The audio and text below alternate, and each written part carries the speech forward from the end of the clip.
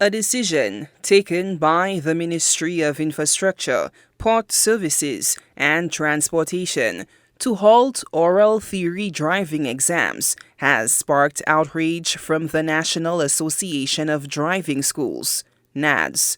Public Relations Officer Kingston Zhe says the association vehemently opposes the cessation of oral exams. Last week we received correspondence from the Ministry of Transport stating that with immediate effect there will be a cessation of oral exams for a learner driver. And we felt that, one, it was not the appropriate thing to do to send a letter for within 3 days to say that you want to cease something that has been going on forever. We feel that it should have consultation, and we think that the ministry must make provisions for the differently able in our society, because just ostracize a set of people in our society just because they have a disability. Nads PRO argues that the move by the Ministry of Transport will exacerbate challenges for individuals with learning disabilities. There are some people who suffer with dyslexia where they having issues with the correlation between words and the sounds. There are people with ADHD which have a sort of distortion as to how things are correlated as they read, and so we believe that the ministry must take those things into consideration.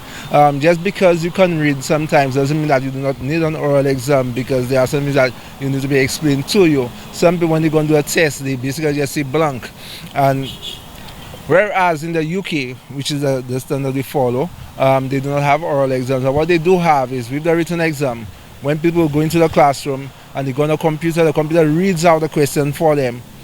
And apart from reading out the question for them, it also has illustrations, diagrams, pictures as to the question they are relating to, including videos which will help explain to the students as to what they really requesting of that student. Nads regards driving as a practical skill, emphasizing that it transcends mere reading and writing capabilities.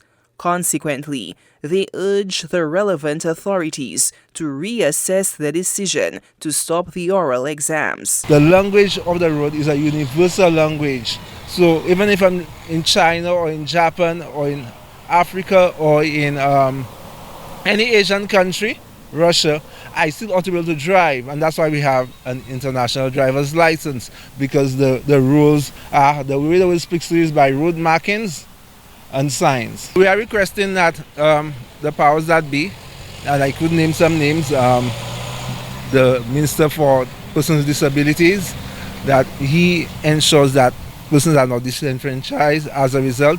The Minister of Education, because learning to drive is actually part of education, and that he gets involved as well, because the differently able should not be ostracized as a result. Mr. King as well, I hope that he's getting involved to ensure that it's corrected. The National Association of Driving Schools underscores its readiness for dialogue with the pertinent authorities to rectify what it perceives as a significant injustice against the differently abled individuals of St. Lucia.